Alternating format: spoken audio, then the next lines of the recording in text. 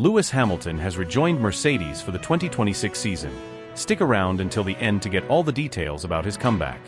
Subscribe just to stay tuned for the Formula One news no one else explains to you.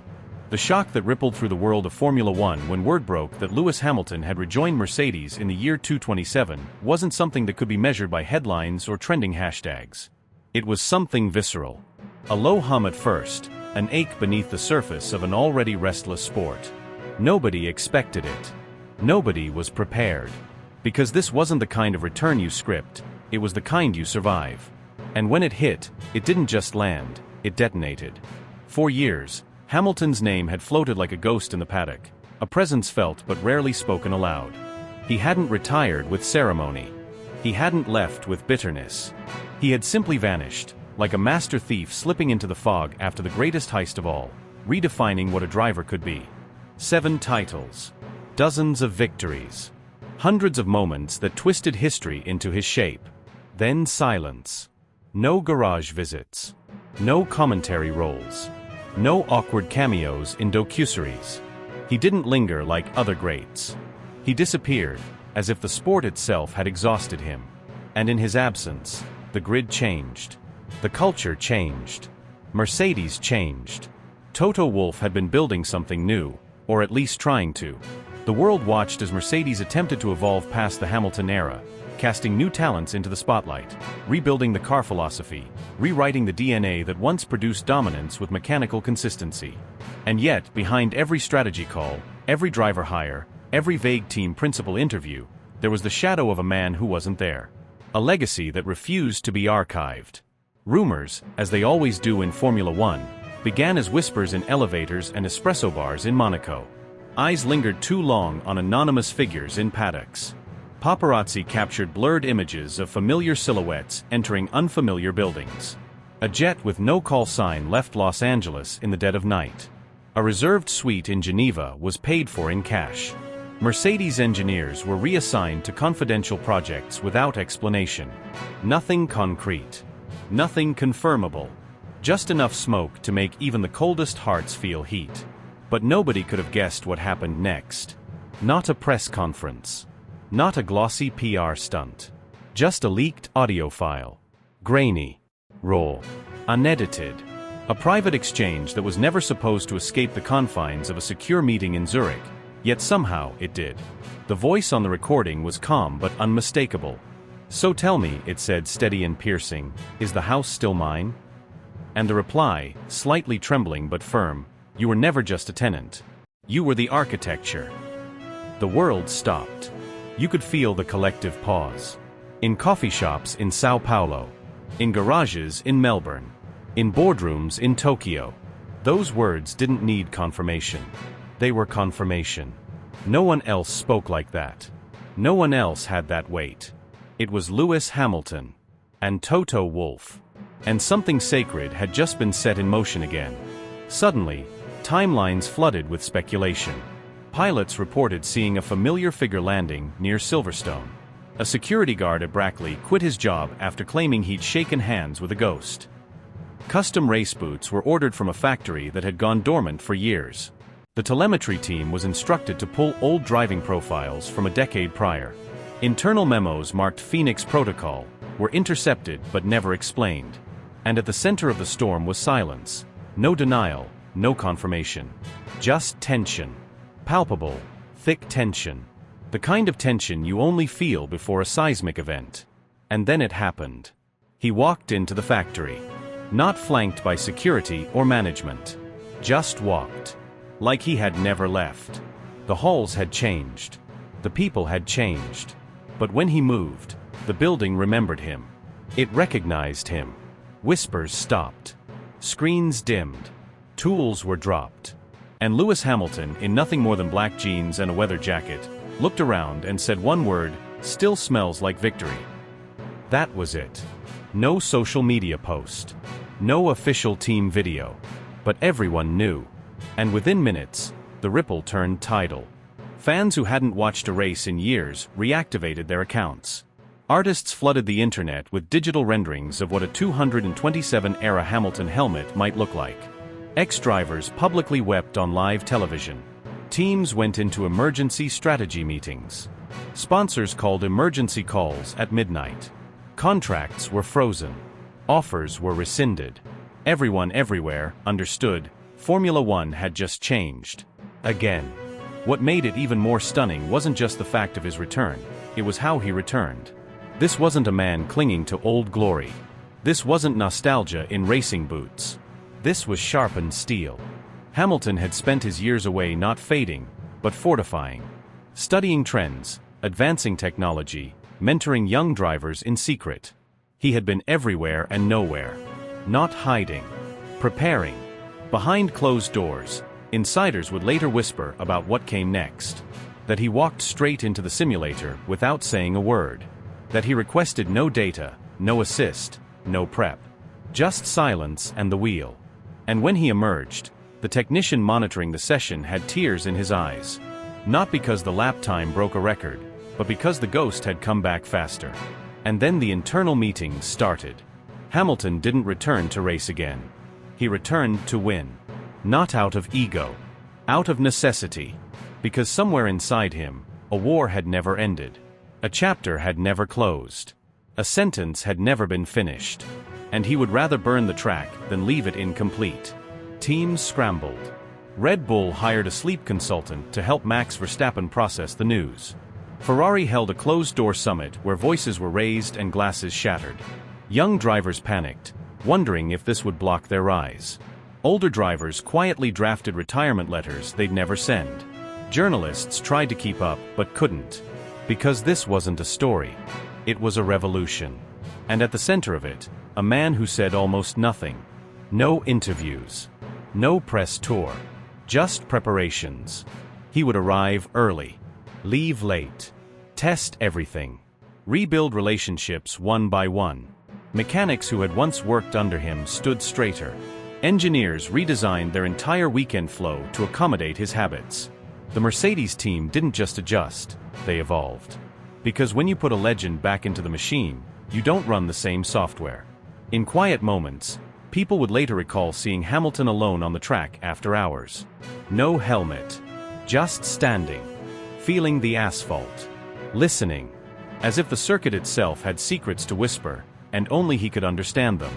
And maybe it did. Because the next time he stepped into that car, the world would watch, not as spectators, but as witnesses to something rare. Something terrifying. Something beautiful. Lewis Hamilton wasn't coming back to be part of Formula One. He was coming back to be Formula One. The moment Lewis Hamilton signed with Mercedes again in the year 2027 wasn't just news. It was a rupture in the timeline of Formula One, a shift so dramatic that the paddock itself felt like it tilted on its axis. Nobody saw it coming in the way it happened. Not the timing, not the silence, not the emotional undercurrent that pulsed through every corner of the sport. For months, the rumors had been swirling in the background like static. Some called it fantasy, others called it fan fiction. But beneath the surface, something real had been moving, slow and deliberate, like a predator stalking through the shadows of history.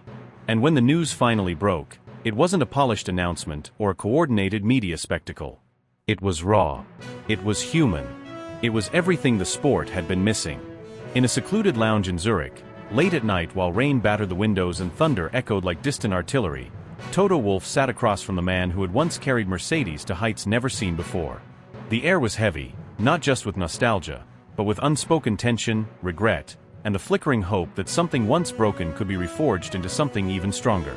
Lewis Hamilton didn't wear a smile. He wasn't there for small talk. His words were few, sharp, and deliberate. He stared through the years, through the headlines, through the public narratives that tried to define him, and asked the only question that mattered: had the door ever really closed, or had it simply been waiting for the right knock? The conversation didn't unfold like a negotiation. It was closer to a reckoning. The two men spoke in code, in memories, in shared battles and mutual scars. The decisions weren't made on paper. They were made in the pauses between words, in the eye contact that carried 1,000 Grand Prix weekends, in the silence that screamed louder than any press conference. They didn't need lawyers. They needed truth.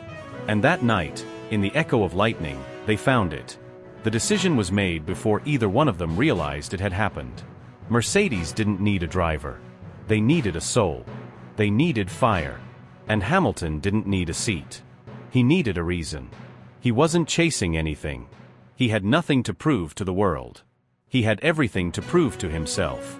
And that's why it terrified every other team on the grid, because a man with nothing left to prove, racing only for the purity of the fight, is the most dangerous force in motorsport. Within days of that meeting, something shifted inside Brackley. Staff who had once left the team for other opportunities started quietly returning. NDA-covered engineers flew in from untraceable destinations. A prototype engine, long thought to be scrapped, was suddenly back in development. Meetings moved underground, away from cameras, away from corporate oversight. A senior aerodynamicist was overheard muttering, "We're not just building a car. We're building a weapon." By the time rumors reached the media, it was already too late. The beast had awakened. Even before the official leak, subtle signals hinted at the impossible becoming real. A security drone captured Lewis visiting the Brackley campus under full anonymity protocols. A janitor posted a blurry photo of a black racing glove lying beside an old number 44 steering wheel. A former teammate liked a comment that said, "He's coming back for the throne." The sport was eating itself alive with anticipation. And when the audio clip finally dropped, a 14-second recording of Hamilton whispering, "I'll remind them what fear feels like," it detonated across social media like a bomb. It wasn't just the fans who reacted. Within hours, Max Verstappen cancelled a scheduled media appearance. Ferrari's press team issued a no comment on rumors of an emergency strategy summit. Audi Racing filed new wind tunnel hours. Stakeholders began to shift investment, anticipating a seismic return in viewership. Simulators ran overnight in every team facility. Someone at Red Bull was overheard saying, "We just became the hunted." And quietly, behind the glare of camera flashes, behind the scripted interviews, every single driver started to rethink their next move. Lewis didn't come back for nostalgia. He wasn't interested in legacy tours or ceremonial goodbyes. His contract wasn't normal. It had layers: technical influence, direct access to R&D labs, unrestricted input on the design of his chassis, and a personal team embedded within Mercedes operations. There was no number 2 driver clause. He didn't want deference. He wanted war. He brought his own telemetry analysts, his own AI behavioral systems. He had been watching the sport from the outside and building a playbook the world had never seen before. He wasn't coming to join the fight. He was coming to redesign it. Internally, the tension was volcanic. George Russell, once the heir apparent, now found himself sharing the garage with a living legend. His body language changed. He spoke less in interviews. A team source said George requested private simulator hours, outside of Hamilton's schedule. Toto played peacemaker, but everyone knew that harmony was a myth. 2 alphas can't share a cage without blood being spilled. And neither of them wanted to blink first. The car wasn't ready when Hamilton signed. It hadn't even been built. But he didn't care. He wanted to be there from the first bolt. From the first carbon layer. He walked into the design bay at 3:17 a.m. during a closed-door session and said, "This isn't a project. This is a crusade." He sat with engineers not for hours, but for days. He requested that every error code from the last 3 seasons be printed, cross-referenced, and explained. He asked questions no one expected. He pushed for materials previously deemed too unstable for mass use. He wanted risk. He wanted edge. He wanted to unbalance the grid. When the car was finally unveiled, privately, behind encrypted doors, it didn't look like any Mercedes that had come before. It wasn't elegant. It wasn't graceful. It looked angry, sharp, unforgiving. A design philosophy built not on tradition, but on rebellion. Lewis walked around it once. No words. Just a slow smile. Then he said, "Now let's scare them." The paddock is no longer calm. Whispers trail every official comment. Journalists scan body language like intelligence officers. Sponsors are rethinking their loyalties. Fans are printing t-shirts before the team even confirms livery colors. And every other driver, whether they say it or not, knows the truth. When Hamilton walks back into that starting grid, they're not just racing a man. They're racing a legacy that refuses to die. A myth that now breathes again. And when he steps into that cockpit, the entire world will watch, not for nostalgia, but for vengeance. Because Lewis Hamilton didn't come back to remember who he was. He came back to show them who they never could become. The light in the room had dimmed hours ago, but neither of them noticed. The world outside the glass walls of the Mercedes headquarters had gone still, yet inside, something was stirring, an undercurrent neither fully understood but both could feel in their bones. It wasn't just a meeting anymore. It was the weight of a decade pressing into the silence between words. Two men, once unstoppable together, then divided by time and ambition, found themselves face to face again, not as symbols of a bygone era, but as architects of something neither dared to name just yet. Lewis didn't speak first. He didn't have to. His presence alone said everything. He wasn't there for nostalgia. He wasn't there to reminisce about the championships or the glory days or the parades. He was there because something had pulled him back, an itch that wouldn't go away, a whisper in his head that kept repeating, "It's not over." Toto looked older but not diminished. The sharpness in his eyes hadn't dulled, only deepened, like a blade that had been sharpened not with use, but with purpose. He leaned forward, fingers laced, voice low and deliberate. He admitted he'd kept a door open, hidden, buried in contracts, written in vague terms only the inner circle understood. A clause, a line, a lifeline, not just for the team, but for the man in front of him. Not out of sentiment. Out of foresight. Because deep down, Toto knew Lewis wasn't finished. Because Mercedes wasn't finished. The room was quiet after that, the kind of quiet that doesn't demand words. Lewis finally broke it, but not with a speech. Just one sentence. "I need to feel it again." No one needed clarification. Everyone in that building knew what it was. The simulator room wasn't a room anymore. It was a realm. It had evolved beyond a tool. Full-body immersion, synchronized neural feedback, emotion mapping overlays. It didn't just replicate a car. It replicated truth. Every input wasn't just measured, it was felt. The software read pulse, sweat, pupil dilation. It understood hesitation, instinct, aggression. And when Hamilton stepped into it, the system adjusted on its own. As if it recognized him. As if it had been waiting. He didn't speak. He didn't ask for parameters.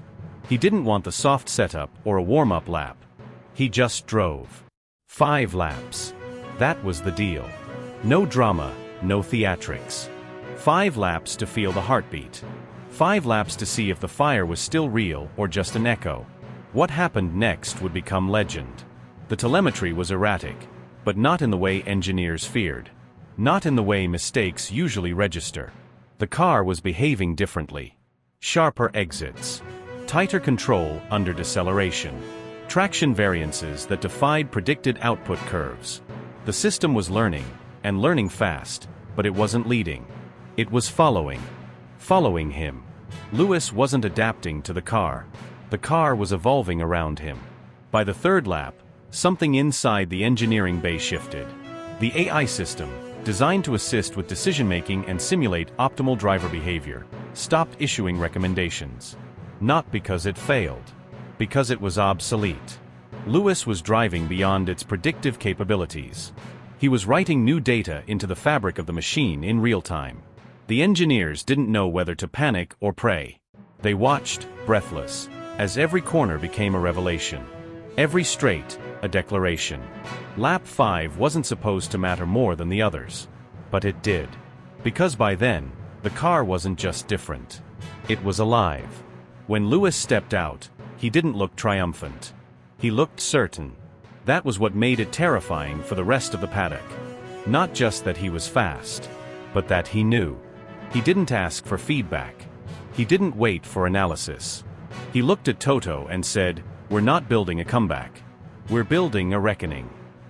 The engineering floor erupted hours later when Elodie Tanaka stormed in with her voice cracking from disbelief. She yelled the phrase that would become the team's new war cry. He changed the song. The car sings a different song now. And they all knew exactly what she meant. Because from that moment, everything began moving at an unnatural pace. Designs were revised.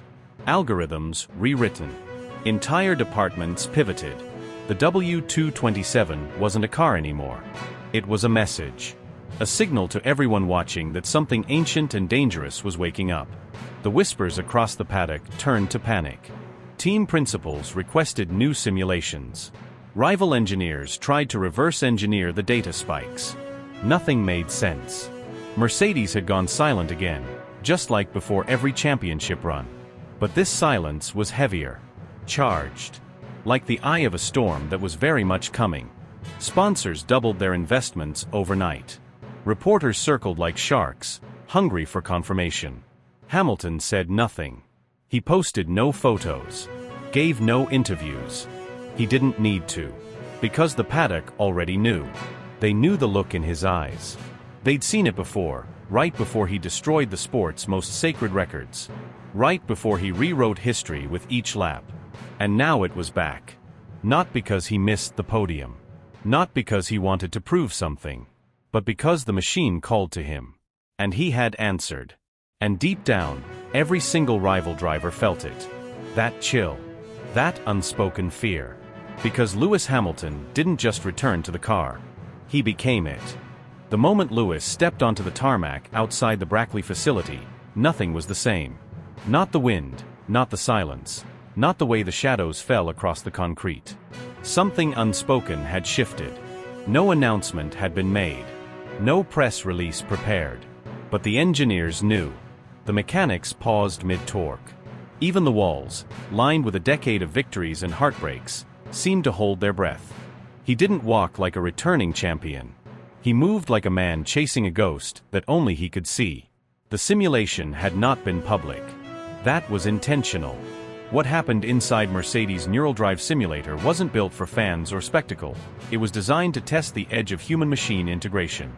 Most drivers fail within minutes, overwhelmed by the cognitive load. Lewis didn't fail. He bent the environment to his will. He completed over 70 laps in the sim without a single drop-off in neural coherence. And at lap 46, he did something none of the engineers had ever seen. He disconnected entirely from telemetry prediction and began improvising beyond what the AI deemed physically efficient. Instead of penalizing him, the system adapted. The AI began to learn from him. It updated its own parameters in real time, something it was never programmed to do. By the end, the machine had changed. It had rewritten part of its core logic to follow his intuition. Toto watched all of it from the control booth. No clipboard. No headset. Just his eyes, glassy and unblinking. When the session ended, he waited in the corridor, phone already in hand. He called him that night and spoke only once. No pleasantries. No invitations. Just those 4 words, "It's time to fly." Back inside the factory, not everyone celebrated. Gustav Reitz had been Mercedes' answer to a future without Hamilton. Brought up through the team's AI-aided training program, Reitz was not molded, he was engineered. A product of discipline, science, and relentless data-driven development. He was not emotional. He was not dramatic. But he was undefeated. To him, Hamilton's return was not a fairy tale. It was an interference. A disruption to the very architecture he had built his leadership upon. They met for the first time in the strategy room, where the walls displayed live predictive simulations of every track, every condition, every variable imaginable. Gustav didn't shake his hand. He simply asked, with a clinical tone, "Do you still override the data when you feel like it?" Lewis answered without hesitation. "Only when the data's afraid to dream." That quote was posted to over 17 million feeds before the meeting even ended. Fan forums exploded. TikTok edits appeared within hours. Twitter, Instagram, even old-school motorsport blogs, all ignited with arguments, theories, dream scenarios. The old tribalism returned instantly. But this time it wasn't just Lewis versus the field. It was Lewis versus the future. At Lusail, under desert skies and floodlights, the crowd arrived hours before the garage opened. No race. No qualifying. Just winter testing. But it felt like a resurrection. Fans stood silently behind barriers as Hamilton stepped into the paddock. No chants. No noise. Just phones up, eyes wide, an unspoken recognition that they were witnessing something they wouldn't be able to describe later. The new suit, laced with memory thread and psychometric biometric patches, shimmered as he walked. The Mercedes star at the nape of his neck pulsed faintly, silver to white to blue, syncing with his heart rate. The W227, Eclipse was already a legend among engineers. The world's first car with full neuroreactive steering, built with a graphene composite frame designed to flex at subatomic levels depending on driver stress. The throttle was linked to muscular micromovements, capable of detecting intent before it became action. It was not designed for human limitation. It was designed to challenge it. Hamilton drove it like he had known it his whole life. The lap times weren't just fast, they were anomalous. Sector data didn't align with projected physics. On lap 11, he entered turn 7 milliseconds before he should have been able to without understeer. The sim had never considered that line viable. Engineers assumed an error. Then he did it again. And again. By lap 15, the car's own adaptive logic system had updated its baseline assumptions about gravity tolerance. One engineer cried. Another laughed like a man possessed. Someone muttered, "We didn't build the car for him. We built it because of him." The world watched. The media swarmed. Some called it a stunt. Others called it destiny. But everyone, from the cynics to the diehards, knew one thing: this wasn't nostalgia. This wasn't a farewell tour. This was war.